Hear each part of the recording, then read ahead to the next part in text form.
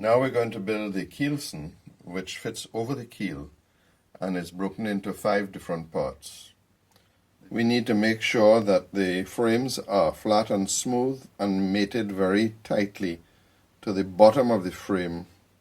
So again, you're going to take another look at the internal sanding of the model and make sure you got everything correct. In a sense, this is probably one of the last chances, certainly at the bottom of the ship, that you'll have to make these surfaces smooth, to take not just the keelson but the other boards that are going to come afterwards.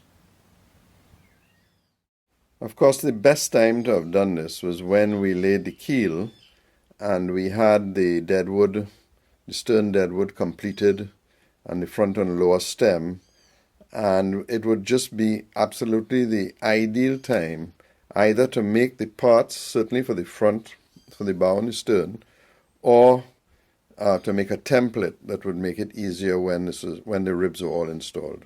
Anyway, let's get back to actually making these pieces.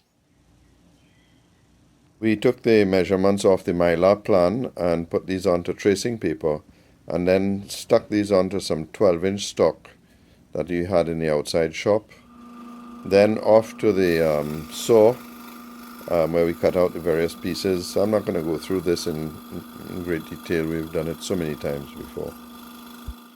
I've been struggling to make the hook scarf joints and ruined quite a few pieces. After much thought, this is what I came up with, that you need to create 2 parallel lines that are absolutely the same, so that it makes lining up these frames very easy. And then these 3 lines should be, wherever possible, perpendicular to the base of the frame. And here's the final result. So now on to the hooked scarf joint, which is quite a bit more problematic. We messed up quite a few of these. I think so far in the build we've messed up 3.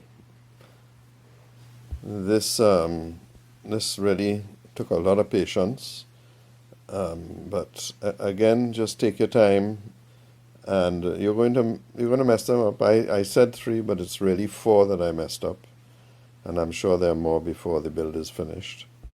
The key is really removing small amounts each time, and use a file when you start to get the close tolerances. Anyway, I'm really happy with how this joint came out. It's really tight and nice. These are the 5 pieces, the easy pieces as I refer to them, to make.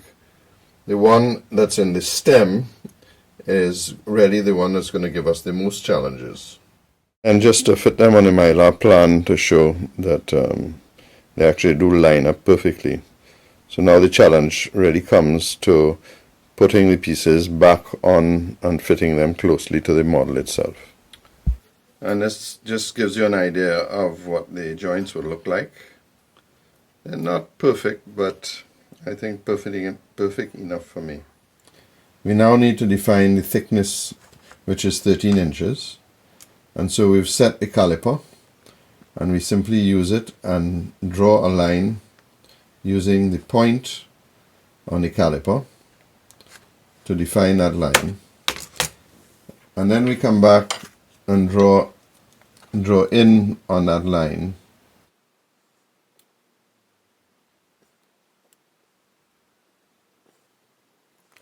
And you can go on a flat sander or on the spiral sander and clean it down.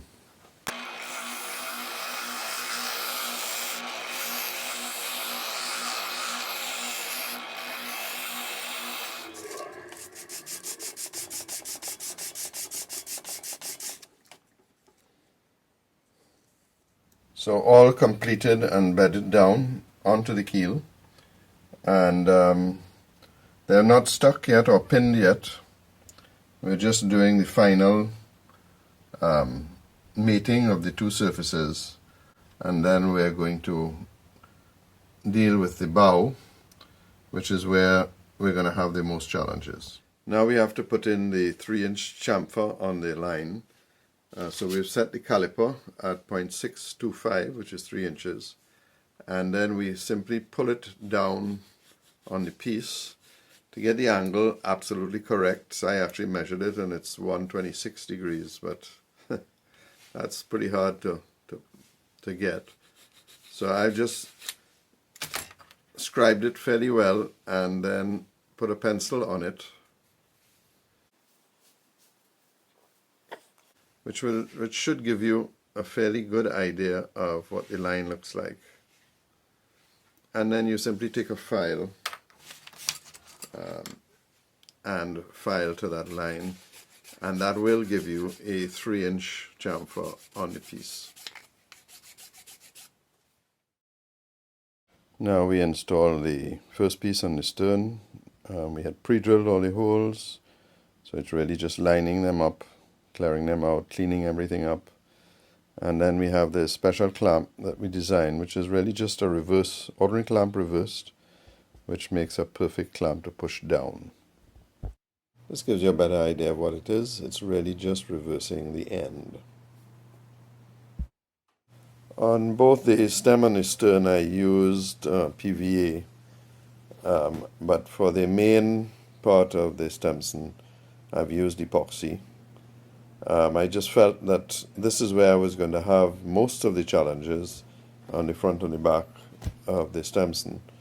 So in case I had to ever take the pieces out, epoxy is much more difficult than PVA to take out. So that's really what I did. And again, these clamps were absolutely essential, made life very, very easy, and made the job very simple.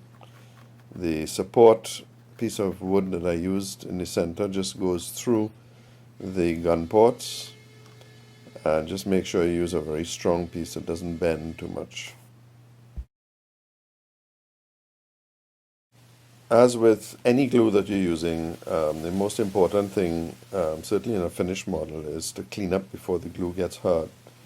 So with PVA, that's water, but with the epoxy, that's thinners that I used, and because it's just so hard to come back afterwards on a finished model to clean it up.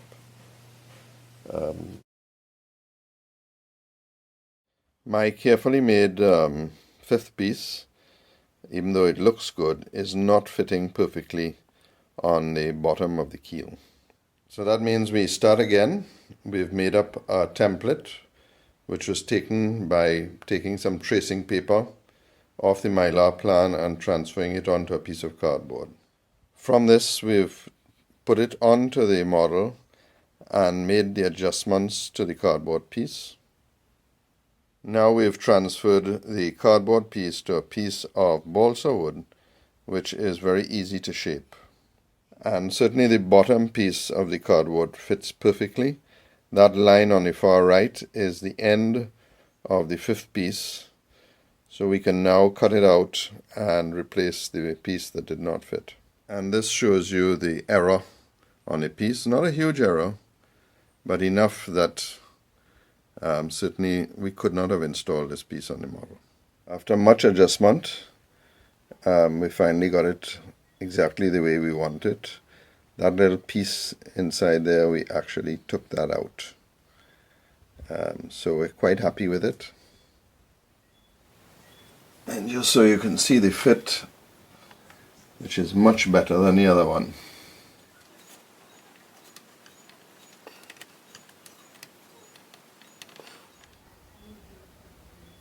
Really very happy with that. Now the most difficult part is the stemson, which is the part that fits on the top. This makes it look very easy, but I can show you it wasn't.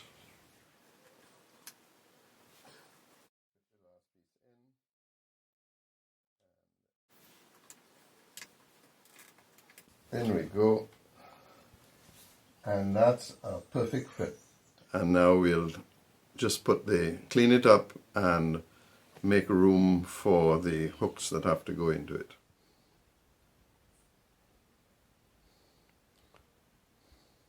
Now the challenge of getting all the measurements correct. And so I've approached this taking all the possible measurements off and tying them back to the model. And establishing the heights inside can be very problematic. So I've approached it in 2 or 3 ways, but these are the basic measurements that I've used. And then I've transcribed those onto the piece itself. And now we're going to go back and just verify that everything is correct. To help with the tapering, I've decided to pin the stemson now before I've stuck the pieces, which will help me keep everything together. We also need to re-establish the 13-inch thickness, which we're doing before we start the taper. The greaseproof paper will make sure that the part doesn't stick to the frame. We now just leave that to dry and then take it out and do the taper. Back to the mylar plan, and we're just verifying that the measurements are correct, and that's really what it says. Now we take it off and we're going to put it on the milling machine. To cut the 1.5-inch score on the stemson, we need to make sure that the sides of the stemson have been tapered, because it just won't hold in the vise. This will establish the line, and then we can taper once that is done. Using the shear line lathe gives you such clean work. It really is a fantastic tool, and I wish I could use it more often, but the truth is my skills are not that great as yet with the mill, but I use it wherever I can. One of the difficulties I had when I was using it in this part was actually getting the 1.5-inch depth consistent on each of the cuts. Of course, I had used the caliper to scribe the line, but they're still not exactly the same. So with that, we went on to tapering, and that was not very difficult. So again, just take your time. We had established a center line for the 9-inch and taking off on each side until it was perfect. Now all we have to do is score the sides, which we'll re-establish back on the mylar plan, and we can stick the piece. We use the chisels at first, certainly to make all the lines on the edges.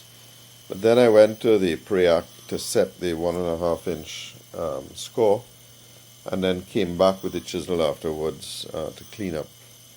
I find this is a very useful technique that allows you to be consistent in establishing a score that is even as the pieces change. So just a little cleanup now, and the piece was ready to go, and I was really very happy with the end result. And there we have it, perfectly fitted, cleaned up, scored, ready to stick. Well, that was quite a challenge. I've just added up the pieces, and I'm up to 6 wasted pieces, and really proud of how this finally came out, because I knew I was going to struggle with this from the start, and in the end, a little bit of machines, a lot of sweat, a lot of double checking, and I have to say it came out perfectly in the end. So we'll bring this video to a close because it's well past my 10-minute maximum. See you in the next video.